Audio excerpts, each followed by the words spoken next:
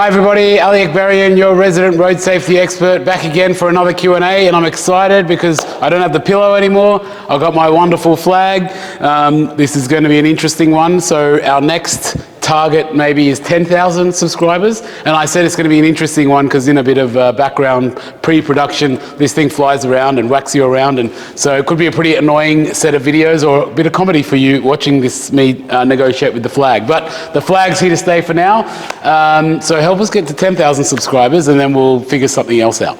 Okay, so today's question, we are at the mobility engineering training and assessment rig for training drivers of wheelchair occupants. Then the reason why we're here is because we have a question that is around transporting wheelchair occupants. So I've got the wheelchair dual pillar lift or a platform lift, which we would imagine being at the back of a van or at the back of a transport vehicle. And the question that's come to us is, does the attendant who is helping this person getting up and down the lift, are they supposed to stand on the lift when there is a wheelchair occupant there? So I'm just going to try and explain what that means. So let's pretend we've got somebody sitting in here. So I pull them onto my wheelchair lifter like that, right? And by the way, the best practice is to be facing, the person is facing outwards, because the wheelchair lifters do have a little bit of a tilt like that. And if I come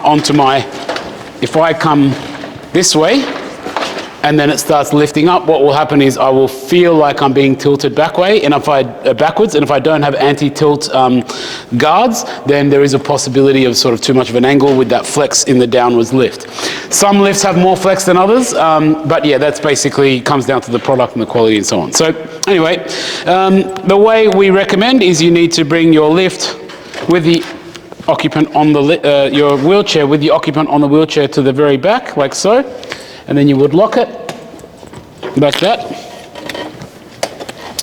And then you have to get off the platform. And I'll just squeeze out of the way here. Now, depending on your situation and your access, so this is kind of a relatively normal spot I would be standing. It's a little bit tight with the location behind me, but that's okay.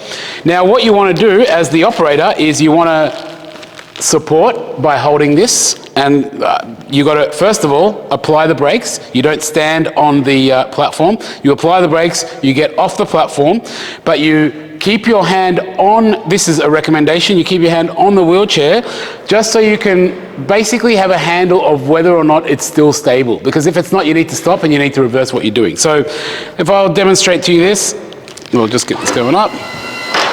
So let's say I'm holding this, and I suddenly, halfway up, I feel that it's like, oh no, the brake's not on or something's wrong, I can quickly drop it back down, right? And I'm holding it, I'm securing it, not allowing it to kind of go out of the way. I mean, there's only so much you can do by holding it with one arm, but it's still a little bit of support. So what we do is we support it to let it come all the way up and in.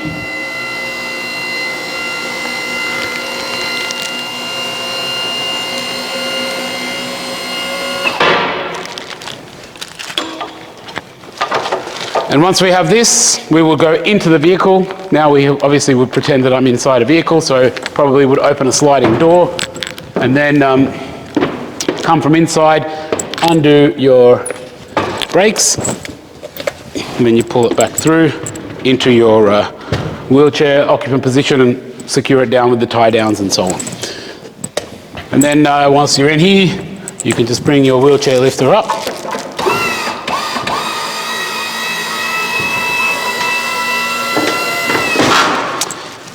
And you need to be transporting forwards. So what you would actually have to be doing whilst in the vehicle is having a situation where you can actually twist the wheelchair around. So this could be a little bit of mucking around, but this is, I guess, the only bit of mucking around in terms of loading them up. Sometimes it could be tempted to load it with the back facing backwards, and there is no kind of right or wrong. There's no laws or anything around it. This is just, we're providing our advice and our recommendations, So you can do it the other way around, but we're explaining to you that it feels unsafe and you could actually have a little bit of extra tilt. So, but if that's the way you normally do it, and that's a much better way, and you're more convenient doing it that way, it's no problem, right? There's no right or wrong. These are just some tips on what we think would be the right way to be.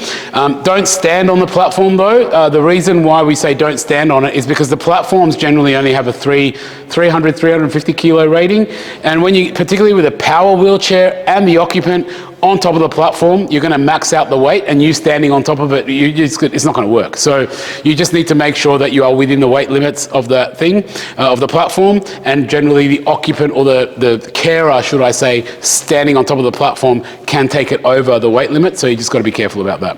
So hopefully that helps and answers that question of, do I need to stand on the platform when I am lifting my wheelchair as a carer or as an attendant? And the answer is no, you don't. It's better if you don't. You have a bit more flexibility to be able to, you know, control things and control the environment, and I just demonstrated the kind of ideal way to do it. So thanks again. Like we say on the flag over there, hit that subscribe button down there somewhere. Help us now get to that 10,000 mark. We'd love your support around that, and keep those questions coming in, and see you next time.